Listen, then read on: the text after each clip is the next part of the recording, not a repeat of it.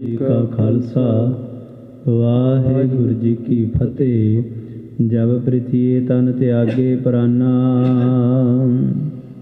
ਪਰਮ ਸਤਿਕਾਰਯੋਗ ਸਤਿਗੁਰਾਂ ਦੀ ਸਾਜੀ ਨਿਵਾਜੀ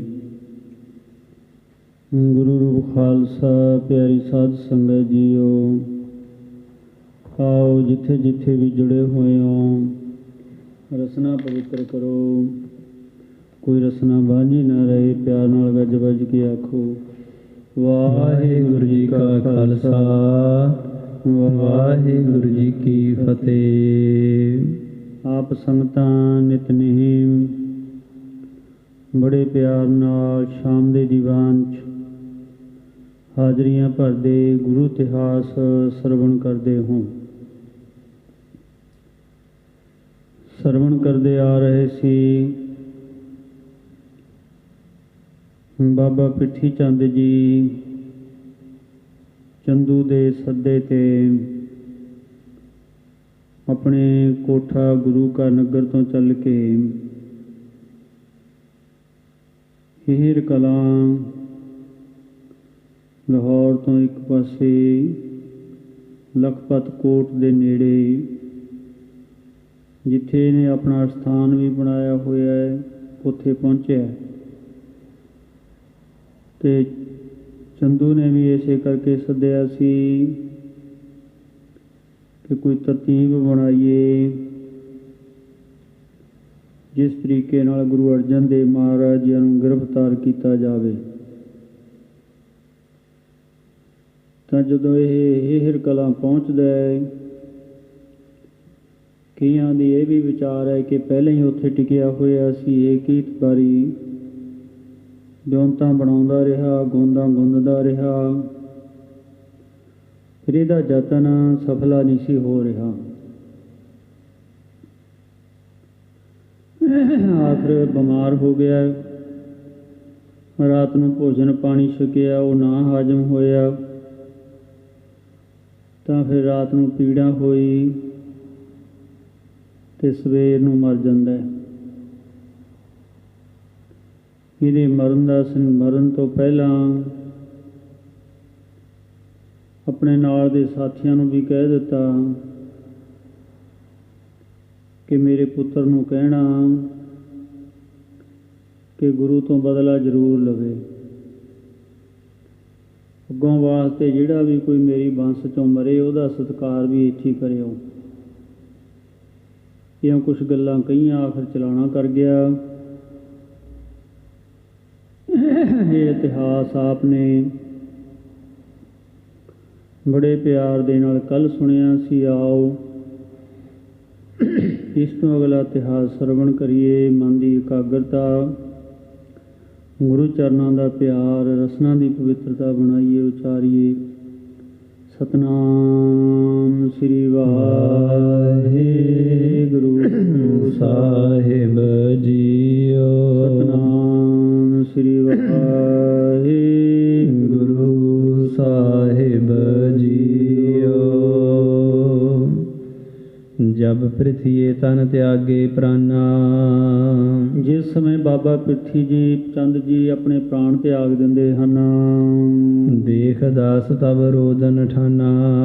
ਜਿਹੜੇ ਦਾਸ ਨਾਲ ਇਹਦੇ ਬੰਦੇ ਸੀ, ਕੁਛ ਮਸੰਦ, ਕਿਸੇ ਦੇ ਨਾਲ ਮਾਤ ਹਿੱਤ, ਉਹ ਫਿਰ ਰੋਣ ਲੱਗੇ। ਕੀਓ ਦਾਹ ਪੁਨ ਪੁਸ਼ਪ ਚੁਣਾਏ। ਆਖਰ ਫਿਰ ਸੰਸਕਾਰ ਕਰ ਦਿੱਤਾ, ਇਹਦੇ ਫੁੱਲ ਚੁਣੇ। ਮਿਹਰਬਾਨ ਪੈ ਦਾਸ ਸਦਾਏ। ਇਹਦੇ ਦਾਸ ਫਿਰ ਮੁੜ ਕੇ ਬਾਬਾ ਮਿਹਰਬਾਨ ਜੀ ਇਹਦਾ ਪੁੱਤਰ ਸੀ, ਜੋ ਕਿ ਕਰਮੋਂ ਤੇ ਦੋਏ ਉਹਨਾਂ ਨੂੰ ਕੋਠੇ ਨਗਰ ਛੱਡਿਆ ਹੋਇਆ ਸੀ, ਉੱਥੇ ਨੂੰ ਵਾਪਸ ਮੁੜੇ। ਦਾਸਣ ਜਾਏ ਵਰਤਾਂਤ ਸੁਣਾਵਾ। ਦਾਸਾਂ ਨੇ ਜਾ ਕੇ ਸਾਰਾ ਵਰਤਾਂਤ ਮਿਹਰਬਾਨ ਜੀਆਂ ਨੂੰ ਤੇ ਇਹਦੇ ਘਰ ਵਾਲੀ ਕਰਮੋਂ ਬੀਬੀ ਨੂੰ ਸੁਣਾ ਦਿੱਤਾ ਹੈ। ਮਿਹਰਬਾਨ ਸੁਨ ਰੁਦਮ ਕਰਾਵਾ। ਬਾਬਾ ਮਿਹਰਬਾਨ ਜੀ ਵੀ ਸੁਣ ਕਰਕੇ ਬੜਾ ਰੋਣ ਲੱਗੇ। ਹੋਰ ਪਰਿਵਾਰ ਸੁਨਤ ਰੁਦਨ ਆਇਓ। ਹੋਰ ਵੀ ਪਰਿਵਾਰ ਇਹ ਗੱਲਾਂ ਸੁਣ ਕੇ ਰੋਇਆ। ਮਾਨੋ ਮਾਨੋ ਕੀਰਨ ਵਾਸਾ ਪਾਇਓ। ਕਿਉਂ ਮਾਨੋ ਕੀਰਨਿਆਂ ਨੇ ਵਾਸਾ ਪਾ ਲਿਆ, ਸੋਗ ਆ ਗਿਆ ਘਰ ਦੇ ਵਿੱਚ। ਦੋਹਰਾ ਮਿਰਤ ਕਿਰਿਆ ਸਭ ਹੀ ਕਰੀ, ਮਿਹਰਬਾਨ ਮਨ ਲਾਏ। ਮਿਹਰਬਾਨ ਨੇ ਫਿਰ ਮਿਰਤਕ ਜਿਹੜੀ ਕਿਰਿਆ ਸੀ ਉਹ ਕਰਦਾ ਹੈ। ਗਰੜ ਪੜਾਇਓ ਦਰਬਦੈ, 13ਵੇਂ ਪਾਗ ਇੱਥੇ ਬੰਧਾਏ। ਕਵੀ ਜੀ ਇਹ ਦਰਸਾ ਰਹੇ ਨੇ ਕਿ ਮਿਹਰਬਾਨ ਨੇ ਫਿਰ ਗਰੜ ਦਾ ਪਾਠ ਕਰਾਇਆ, 13ਵੇਂ ਦਿਨ ਪੱਗ ਬੰਨੀ, ਦਸਤਾਰ ਬੰਧੀ ਗਈ। ਕੁਝ ਇਤਿਹਾਸਕਾਰ ਇਹ ਵੀ ਲਿਖਦੇ ਨੇ ਕਿ ਸਤਿਗੁਰੂ ਮਹਾਰਾਜ ਕੋਲ ਵੀ ਸੁਨੇਹਾ ਆ ਗਿਆ ਸੀ। ਇਹਦਾ ਜਿਹੜਾ ਕਿਰਿਆ ਬਾਹਰਾ ਸਾਰਾ ਕੁਛ ਕੀਤਾ, ਹੀਰ ਕਲਾਂ ਹੀ ਕੀਤਾ। ਤੇ ਧੰਨ ਗੁਰੂ ਅਰਜਨ ਦੇਵ ਮਹਾਰਾਜ ਜੀ ਵੀ ਗਏ ਸੀ, ਪ੍ਰਿੰਸੀਪਲ ਸਤਵੀਰ ਸਿੰਘ ਵੀ ਇਹ ਲਿਖਦੇ ਨੇ। ਰਹੋ ਇਹ ਇਤਿਹਾਸਕ ਕੁਝ ਖੋਜਾਂ ਨੇ ਚੰਗੀ ਤਰ੍ਹਾਂ ਖੋਜ ਕਰਕੇ ਲੱਭ ਜਾਣ। ਪੁਰਾਤਨ ਸਮਿਆਂ ਦੇ ਲਿਖੇ ਇਤਿਹਾਸ ਕਵੀਆਂ ਨੂੰ ਜੋ ਮਿਲਿਆ, ਜੋ ਸੁਣਿਆ, ਉਸ ਤਰ੍ਹਾਂ ਉਹ ਲਿਖਦੇ ਆਏ ਨੇ। ਸੋ ਇਸ ਤਰ੍ਹਾਂ ਆਖਰ ਮਿਹਰਬਾਨ ਦੇ 13ਵੇਂ ਦਿਨ ਪੱਗ ਬੰਨ੍ਹ ਦਿੱਤੀ ਗਈ। ਚੌਪਈ ਬਹੁਰੋ ਦਾਸਨ ਕਹਾ ਸੁਣਾਏ। ਫਿਰ ਦਾਸਾਂ ਨੇ ਜਿਹੜੇ ਬਾਬੇ ਪ੍ਰਿਥੀ ਚੰਦ ਦੇ ਨਾਲ ਦੇ ਸੀ, ਉਹਨਾਂ ਨੇ ਮਿਹਰਬਾਨ ਨੂੰ ਆਖਿਆ, ਤੋਹੇ ਪਿਤਾ ਜੋ ਬਚਨ ਅਲਾਏ। ਆਖਿਆ ਮਿਹਰਬਾਨ ਜੀ ਤੇਰੇ ਪਿਤਾ ਨੇ ਇਹ ਗੱਲਾਂ ਆਖੀਆਂ ਨੇ। ਗੁਰ ਅਰਜਨ ਤੇ ਬਦਲਾ ਲੇਵੋ। ਵੀ ਜਿਵੇਂ ਮਰਜ਼ੀ ਕਰਨਾ, ਗੁਰੂ ਅਰਜਨ ਤੋਂ ਇਸ ਗੱਲ ਦਾ ਜ਼ਰੂਰ ਬਦਲਾ ਲੈਣਾ ਹੈ। ਏ ਸੁਤ ਹਮਕੋ ਏ ਸੁਖ ਦੇਵੋ। ਇਸ ਤਰ੍ਹਾਂ ਵੀ ਜਿਵੇਂ ਵੀ ਹੋਵੇ ਤਾਂ ਜ਼ਰੂਰ ਬਦਲਾ ਲੈ ਕੇ ਆਪਣਾ ਗੁਰੂ ਬਣਨਾ। ਇਹ ਗੱਲ ਅੱਗੇ ਜਾ ਕੇ ਜਦੋਂ ਆਪਾਂ ਹਰਜੀ ਹੋਏ ਨੇ ਪੋਤਰੇ ਬਾਬਾ ਪ੍ਰਿਥੀ ਚੰਦ ਜੀਆਂ ਦੇ, ਉਹਨਾਂ ਨੇ ਉਹਨਾਂ ਦਾ ਮਰਨ ਟਾਈਮ ਵੀ 10-12 ਸਾਲ ਦਾ ਫਰਕ ਰੱਖਿਆ ਹੈ। 1675 ਲਿਖਿਆ ਹੈ। ਇਹ 1663 ਦੀ ਘਟਨਾ ਹੈ, ਅੱਗੇ ਜਾ ਕੇ ਸਮਾਂ ਦੱਸ ਦੇਣਾ। ਉਹ ਇਹ ਕਹਿੰਦੇ ਨੇ ਕਿ ਗੁਰੂ ਅਰਜਨ ਦੇਵ ਮਹਾਰਾਜ ਜੀਆਂ ਨੇ ਫਿਰ ਜਿਹੜੀ ਗੁਰਤਾ ਗੱਦੀ ਸੀ ਬਾਬਾ ਪ੍ਰਿਥੀ ਚੰਦ ਨੂੰ ਦੇ ਦਿੱਤੀ ਸੀ, ਆਪ ਗੁਰੂ ਬਣਨ ਵਾਸਤੇ। ਉਹਨਾਂ ਨੇ ਵੀ ਇਸ ਤਰ੍ਹਾਂ ਦੀਆਂ ਗੱਲਾਂ ਕਹੀਆਂ। ਸੋ ਇਸ ਤਰ੍ਹਾਂ ਜਦੋਂ ਜਿਹਦੇ ਸਮਾਂ ਕੋਈ ਹੱਥ ਆਉਂਦਾ ਹੈ, ਉਹ ਫਿਰ ਆਪਣੀ ਗੱਲ ਕਰਦਾ ਹੈ, ਆਪਣੇ ਪੱਖ ਨੂੰ ਅੱਗੇ ਰੱਖ ਕੇ ਲੋਕਾਂ ਦੇ ਵਿੱਚ ਪ੍ਰਚਾਰਦਾ ਹੈ। ਸੋ ਰਹੋ ਵਿਚਾਰ ਇਸ ਤਰ੍ਹਾਂ ਫਿਰ ਮਿਹਰਬਾਨ ਵੀ ਤਿਆਰੀ ਕਰਦਾ ਹੈ। ਦਾਸਨ ਜਬ ਬਚ ਭਾਖੇ ਐਸੇ। ਜਦੋਂ ਦਾਸਾਂ ਨੇ ਇਹ ਗੱਲ ਕਹੀ ਬਾਬੇ ਮਿਹਰਬਾਨ ਨੂੰ, ਮਿਹਰਬਾਨ ਸੁਨ ਮਨ ਮੈਂ ਰਾਖੇ। ਮਿਹਰਬਾਨ ਨੇ ਗੱਲਾਂ ਸੁਣ ਕੇ ਆਪਣੇ ਮਨ ਵਿੱਚ ਰੱਖੀਆਂ। ਬਰਖੋਂ ਕੀ ਗਿਣਤੀ ਸੁਨ ਭਾਈ। ਹੁਣ ਇੱਥੇ ਕਵੀ ਜੀ ਕਹਿੰਦੇ ਨੇ ਵੀ ਹੁਣ ਸਾਲ ਬਾਬੇ ਪ੍ਰਿਥੀ ਚੰਦ ਦੀ ਉਮਰ ਕਿੰਨੀ ਸੀ। ਪ੍ਰਿਥੀਏ ਉਮਰਾ ਜੇਤੀ ਪਾਈ। ਕਿੰਨੀ ਉਮਰ ਬਾਬਾ ਪ੍ਰਿਥੀ ਚੰਦ ਜੀ ਭੋਗ ਕੇ ਗਏ। ਦੋਹਰਾ ਸੰਮਤ 16 ਸੈ ਪਏ, ਵਰਸ 5 ਪੁਨ ਗਾਏ। ਹੁਣ 1605 ਵਰਸ ਲਿਖੇ ਨੇ। ਜਦੋਂ ਆਪਾਂ ਦੂਸਰੇ ਇਤਿਹਾਸ ਦੇਖਦੇ ਹਾਂ ਤਾਂ ਉਹਨਾਂ 'ਚ 1610 ਜਾਂ 1615 ਆਉਂਦਾ ਹੈ, ਬਾਬਾ ਪ੍ਰਿਥੀ ਚੰਦ ਜੀ ਦਾ ਜੋ ਜਨਮ ਦਿਨ ਹੈ। ਸਪਤ ਦਿਵਸ ਅਸੂ ਗਏ, ਜਨਮ ਸੋ ਪ੍ਰਿਥੀਆ ਪਾਏ। ਅੱਸੂ ਦੀ 7ਵੀਂ ਦਾ ਬਾਬੇ ਪ੍ਰਿਥੀ ਚੰਦ ਦਾ ਜਨਮ ਦਿਨ ਸੀ। ਸੰਮਤ ਸਸ ਖਟ ਰੁੱਤ ਮੈਂ 3 ਬਰਸ ਪੁਨ ਜਾਣ। ਇੱਥੇ ਦੱਸਿਆ ਹੈ 7 ਖਟ ਰੁੱਤ ਦਾ ਅਰਥ ਵਿਸ਼ੇ 1600। ਇੱਥੇ ਦੱਸਿਆ ਵੀ 3 ਉੱਤੇ 63 ਵਾਰ 1663 ਬਿਕਰਮੀ ਸੰਮਤ ਲਿਖਿਆ ਹੈ। ਦਿਨ ਵਿਸਾਖ ਬਿਨ ਸੇਖ ਕੇ, ਮੈਂ ਮਰਨਾ ਪ੍ਰਿਥੀਏ ਠਾਣ। ਕਿਉਂ ਵਿਸਾਖ ਦੇ ਦਿਨਾਂ 'ਚ ਬਾਬਾ ਪ੍ਰਿਥੀ ਚੰਦ ਜੀ ਅਕਾਲ ਚਲਾਣਾ ਕੀਤਾ ਹੈ। ਚੌਪਈ ਪ੍ਰਿਥੀਏ ਮਿਰਤ ਚੰਦੂ ਸੁਨ ਪਾਈ। ਹੁਣ ਇਹ ਖਬਰ ਬਾਬਾ ਪ੍ਰਿਥੀ ਚੰਦ ਜੀਆਂ ਦੇ ਕੋਲ ਵੀ ਚਲੀ ਗਈ ਕਿ ਬਾਬਾ ਪ੍ਰਿਥੀ ਚੰਦ ਜੀਆਂ ਦੀ ਖਬਰ ਚੰਦੂ ਦੁਸ਼ਟ ਕੋਲ ਵੀ ਚਲੀ ਗਈ। ਚੰਦੂ ਦੁਸ਼ਟ ਨੂੰ ਜਾ ਕੇ ਦੱਸ ਦਿੱਤਾ ਗਿਆ ਕਿ ਬਾਬਾ ਪ੍ਰਿਥੀ ਚੰਦ ਵੀ ਚਲਾਣਾ ਕਰ ਗਏ। ਨਿਜ ਮਨ ਮੈਂ ਬੜ ਸ਼ੋਕ ਧਰਾਈ। ਆਪਣੇ ਮਨ ਦੇ ਵਿੱਚ ਬੜਾ ਦੁਖੀ ਹੋਣ ਲੱਗਿਆ ਹੈ। ਸੁਲਹੀ ਮਰਿਓ ਸੋ ਸਲ ਬਿਮਾਰਾ। ਇਸ ਤਰ੍ਹਾਂ ਹੁਣ ਸੋਚਦਾ ਹੈ ਵੀ ਸੁਲਹੀ ਵੀ ਮਰ ਗਿਆ ਸੀ, ਆ ਵਿੱਚ ਗਿਰ ਗਏ। ਸੁਲੱਭੀ ਭੇਜਿਆ ਸੀ, ਉਹ ਵੀ ਮਾਰ ਦਿੱਤਾ ਉਹਦੇ ਨਾਲ ਦੀ ਬੰਦੇ ਨੇ। ਪ੍ਰਿਥੀਏ ਹਤ ਇਹ ਨਹੀਂ ਵਿਚਾਰਾ। ਇਹਦਾ ਵਿਚਾਰ ਇਹ ਨਹੀਂ ਸੀ ਮਨ ਦੇ ਵਿੱਚ ਕਿ ਬਾਬਾ ਪ੍ਰਿਥੀ ਚੰਦ ਵੀ ਮਰ ਜਾਊਗਾ। ਕਿਉਂ ਬਾਬਾ ਪ੍ਰਿਥੀ ਚੰਦ ਵੀ ਅਕਾਲ ਚਲਾਣਾ ਕਰ ਗਿਆ। ਜਾਣੈ ਨੈ ਗੁਰ ਕੀ ਪ੍ਰਭਤਾਈ। ਪਰ ਇਹ ਸਤਿਗੁਰੂ ਮਹਾਰਾਜ ਦੀ ਮਹਿਮਾ ਨਹੀਂ ਸੀ ਜਾਣਦਾ।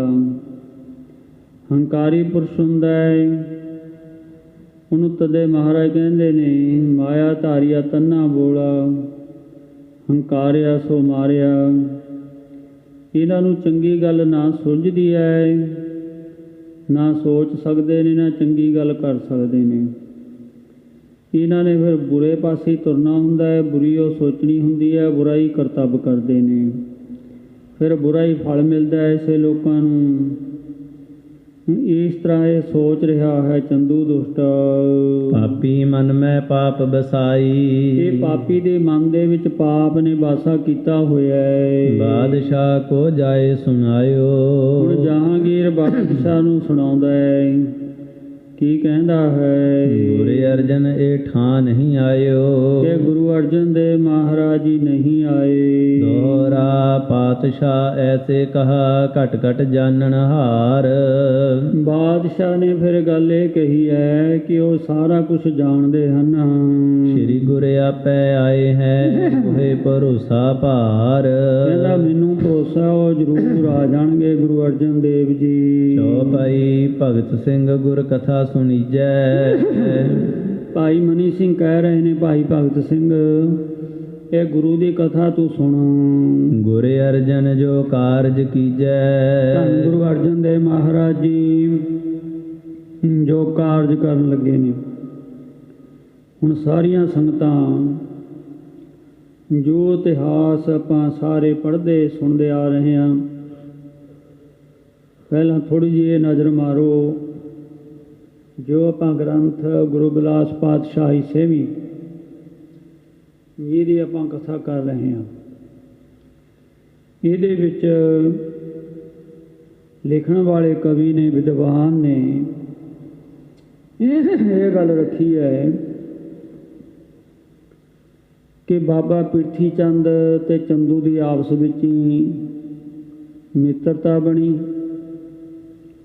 ਇਸ ਮਿੱਤਰਤਾ ਕਰਕੇ ਫਿਰ ਚੰਦੂ ਨੇ ਜਹਾਂਗੀਰ ਬਾਦਸ਼ਾਹ ਨੂੰ ਕਸ਼ਮੀਰ ਦੀ ਸੈਰ ਕਰਨ ਵਾਸਤੇ ਦਿੱਲੀੋਂ ਲੈ ਕੇ ਆਂਦਾ ਤੇ ਲਾਹੌਰ ਪਹੁੰਚ ਗਏ।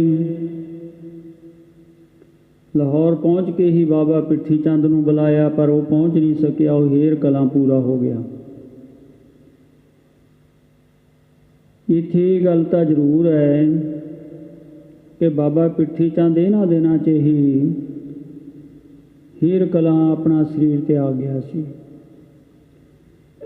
ਜਿਹੜੀ ਜਹਾਂਗੀਰ ਬਾਦਸ਼ਾਹ ਦੀ ਗੱਲ ਹੈ ਉਹਦਾ ਆਪਾਂ ਨਿਰਣਾ ਕਰਦੇ ਹਾਂ, ਕਿਉਂ ਜਦੋਂ ਹੋਰ ਦੂਸਰੇ ਇਤਿਹਾਸ ਸਾਨੂੰ ਆਪਾਂ ਪੜ੍ਹਦੇ ਹਾਂ, ਸੁਣਦੇ ਹਾਂ, ਵਿਚਾਰਦੇ ਹਾਂ, ਫਿਰ ਸਾਰੀ ਗੱਲ ਸਾਹਮਣੇ ਆ ਜਾਂਦੀ ਹੈ।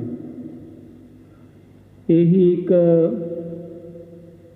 ਇਹ ਕੋਈ ਹੰਕਾਰ ਮਾਣ ਵਾਲੀ ਗੱਲ ਨਹੀਂ। ਇਹ ਹਰ ਇੱਕ ਵਿਦਵਾਨ ਨੂੰ ਚਾਹੀਦਾ ਹੈ ਜਦੋਂ ਵੀ ਆਪਾਂ ਕਿਸੇ ਗ੍ਰੰਥ ਨੂੰ ਪੜ੍ਹਦੇ ਹਾਂ, ਜਿਵੇਂ ਅੱਜ ਦੇ ਕੁਝ ਸਾਡੇ ਸਿੱਖ ਪੰਥ ਦੇ ਵਿੱਚ ਬਾਹਲਾ ਉੱਚਾ ਰੁਤਬਾ ਰੱਖਣ ਵਾਲੇ, ਕਹਾਉਣ ਵਾਲੇ ਕਿ ਅਸੀਂ ਹੀ ਸਿੱਖ ਪੰਥ ਦੇ ਆਗੂ ਹਾਂ, ਉਹ ਇਹਨਾਂ ਧਾਰਮਿਕ ਗ੍ਰੰਥਾਂ ਦੇ ਉੱਤੇ ਕਿੰਤੂ ਪ੍ਰੰਤੂ ਕਰਦੇ ਨੇ। ਨਾਲੇ ਇਹੀ ਗ੍ਰੰਥ ਸਾਡੇ ਕੋਲ ਸੋਮੇ ਨੇ। ਜੇ ਆਪਾਂ ਇਹਨਾਂ ਗ੍ਰੰਥਾਂ ਨੂੰ ਪੜ੍ਹ ਕੇ ਇਹਨਾਂ 'ਚ ਨਿਰਣਾ ਨਹੀਂ ਕਰ ਸਕਾਂਗੇ, ਇਹਨਾਂ ਨੂੰ ਝੂਠੇ ਕਹਿ ਕੇ ਪਰੇ ਰੱਖ ਦਿਆਂਗੇ, ਫਿਰ ਸਾਡੇ ਕੋਲ ਇਤਿਹਾਸ ਕਿਹੜਾ? ਕੀ ਤੋਂ ਅਸੀਂ ਸੁਣਾਂਗੇ ਸਤਿਗੁਰੂ ਮਹਾਰਾਜ ਦੇ ਜੀਵਨ ਦੀਆਂ ਘਟਨਾਵਾਂ? ਸਾਨੂੰ ਤਵਾਰੀਖਾਂ ਕਿੱਥੋਂ ਮਿਲਣਗੀਆਂ?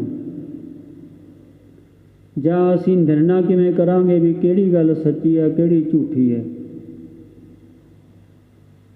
ਇਹ ਸਾਡੇ 'ਚ ਹੈ ਤਾਂ ਸਿੱਖ ਨੇ, ਪਰ ਇਹ ਗੱਲ ਕਹਿੰਦਾ ਨੂੰ ਸ਼ਰਮ ਵੀ ਆਉਂਦੀ ਹੈ ਕਿ ਕਿਵੇਂ ਕਹੀਏ ਵੀ ਇਹ ਸਿੱਖ ਨੇ ਜਿਹੜੇ ਸਿੱਖੀ ਦੀਆਂ ਜੜ੍ਹਾਂ 'ਚ ਹੀ ਦਾਤੀ ਫੇਰਨੀ ਆਰੰਭ ਕੀਤੀ ਪਈ ਹੈ ਇਹਨਾਂ ਲੋਕਾਂ ਨੇ।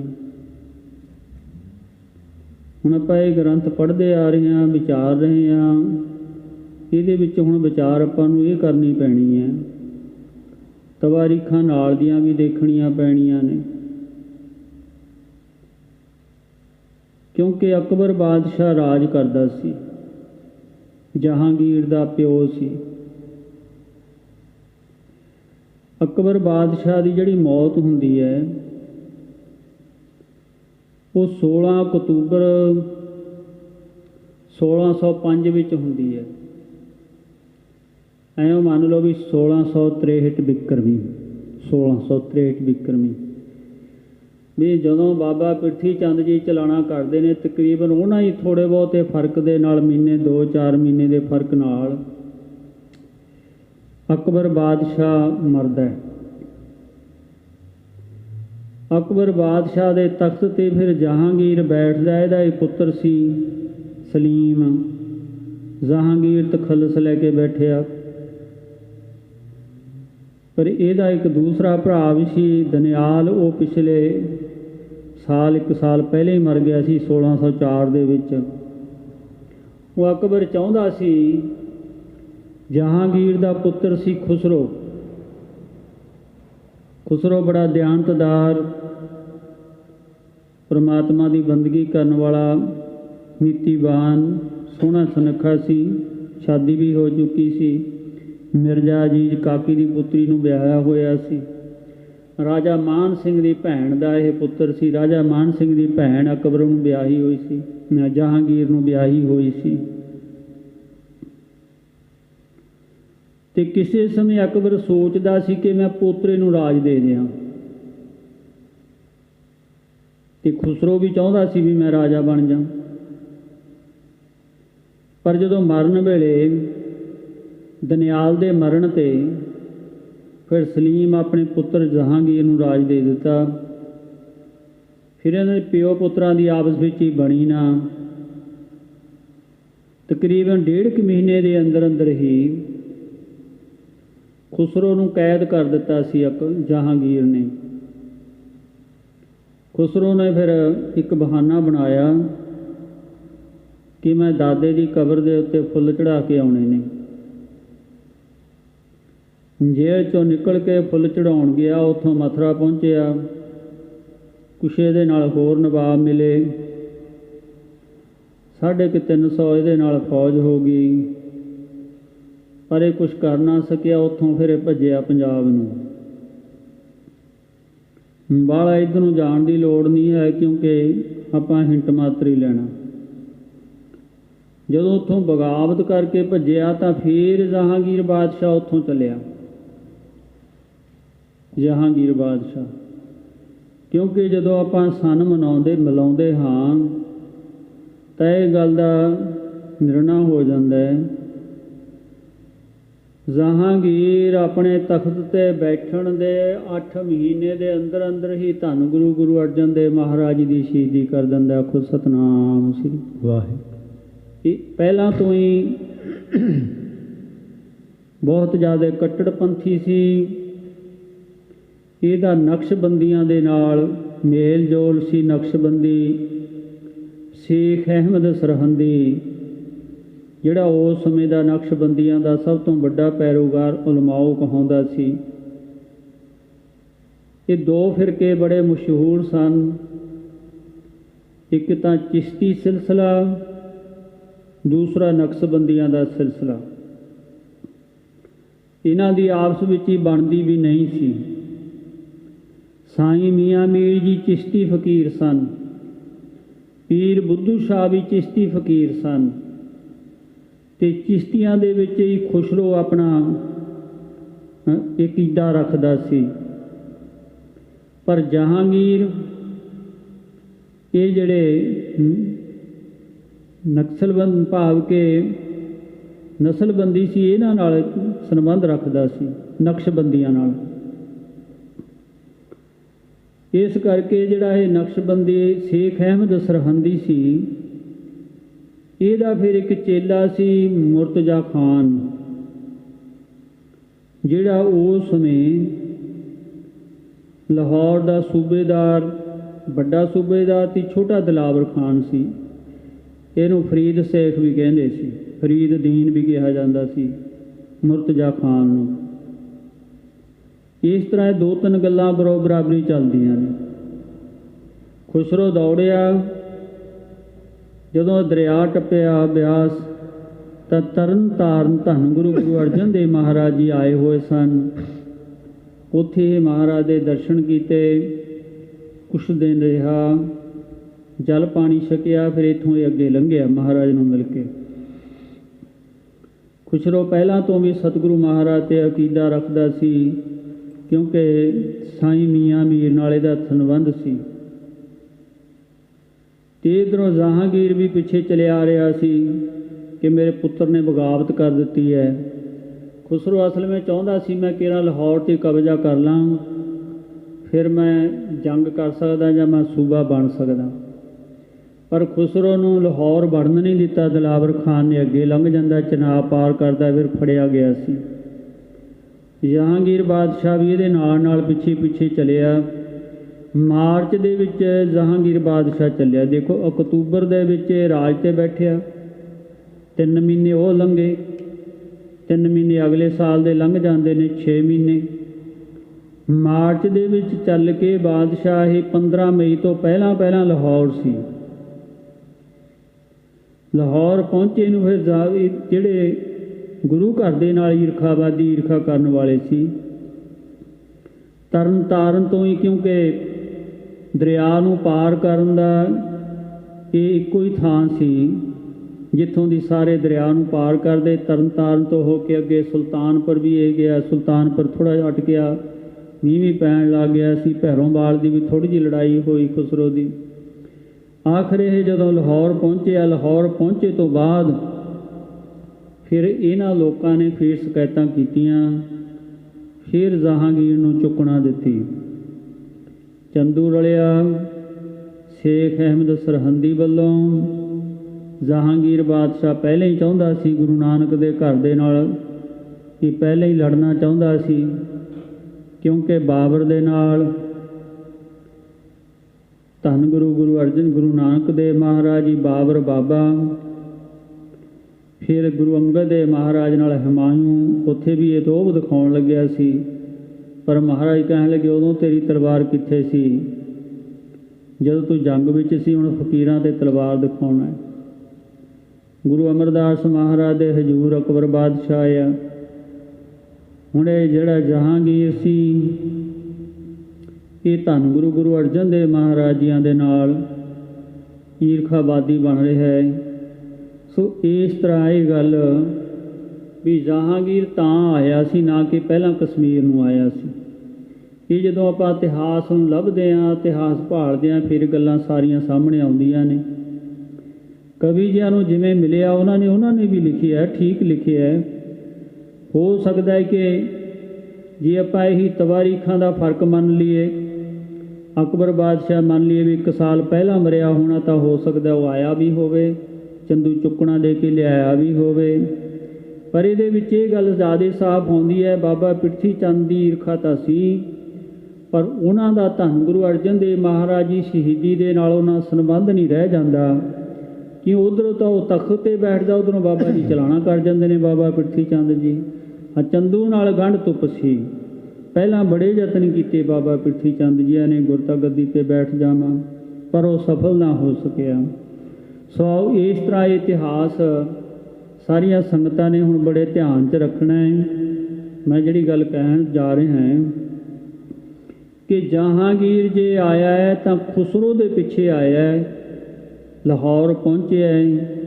ਲਾਹੌਰ ਪਹੁੰਚੇ ਤੋਂ ਫਿਰ ਸਤਿਗੁਰੂ ਮਹਾਰਾਜ ਦੀ ਇਹਨਾਂ ਨੇ ਸਾਰੀ ਗੱਲਬਾਤ ਖਬਰ ਦਿੱਤੀ ਕਿ ਕਹਿੰਦਾ ਮੈਂ ਵੀ ਇਹ ਗੱਲ ਚਾਹੁੰਦਾ। ਫਿਰ ਇਹ ਕਿਵੇਂ ਸਤਿਗੁਰੂ ਮਹਾਰਾਜ ਜੀਆਂ ਨੂੰ ਯਾਸਾਂ ਸਜਾ ਦੇ ਥੱਲੇ ਫਿਰ ਹੁਕਮ ਦਿੰਦਾ, ਧੰਨ ਗੁਰੂ ਅਰਜਨ ਦੇਵ ਮਹਾਰਾਜ ਜੀਆਂ ਨੂੰ ਇਹਦੀਆਂ ਦੇ ਰਾਹੀਂ ਫੜ ਕੇ ਪੇਸ਼ ਕਰੋ।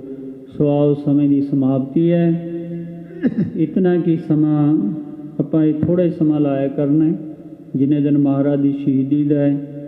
ਸਾਰੀਆਂ ਸੰਗਤਾਂ ਨਾਲ ਇਤਿਹਾਸ ਵੀ ਅਤੇ ਨਾਲ ਆਪਾਂ ਜੋ ਵਾਕਾ ਵਰਤਿਆ ਉਹਨੂੰ ਖੋਲ੍ਹ ਕੇ ਸੰਗਤਾਂ ਨਾਲ ਸਾਂਝਾ ਕਰਨਾ ਜ਼ਰੂਰੀ ਹੁੰਦਾ ਹੈ। ਸੋ ਇਸ ਤਰ੍ਹਾਂ ਹੁਣ ਸਤਿਗੁਰੂ ਪਾਤਸ਼ਾਹ ਧੰਨ ਗੁਰੂ ਅਰਜਨ ਦੇਵ ਮਹਾਰਾਜ ਜੀ ਪਤਾ ਲੱਗ ਜਾਂਦਾ ਸਤਿਗੁਰਾਂ ਨੂੰ ਵੀ ਸਮਾਂ ਆ ਰਿਹਾ ਹੈ, ਸਮਾਂ ਨੇੜੇ ਬਣਿਆ ਹੈ। ਸਤਿਗੁਰੂ ਮਹਾਰਾਜ ਜੀ ਵੀ ਤਿਆਰੀ ਕਰਦੇ ਨੇ। ਇੱਧਰੇ ਦੁਸ਼ਟ ਵੀ ਆਪਣੀਆਂ ਗੋਂਦਾਂ ਗੁੰਦ ਰਹੇ ਨੇ। ਅਗਲਾ ਇਤਿਹਾਸ ਕੱਲ੍ਹ ਨੂੰ ਸਰਵਣ ਕਰਨਾ। ਹੋਈਆਂ ਭੁੱਲਾਂ ਮਾਫ ਕਰਨੀਆਂ, ਫਤਿਹ ਪ੍ਰਵਾਨ ਕਰਨੀ ਜੀਓ। ਪਾਤਸ਼ਾਹ ਐਸੇ ਕਹਾ ਘਟ ਘਟ ਜਾਣਨ ਹਾਰ, ਸ਼੍ਰੀ ਗੁਰੂ ਆਪੇ ਆਏ ਹੈ ਮੋਹਿ ਭਰੋਸਾ ਭਾਰ। ਵਾਹਿਗੁਰੂ ਜੀ ਕਾ ਖਾਲਸਾ, ਵਾਹਿਗੁਰੂ ਜੀ ਕੀ ਫਤਿਹ।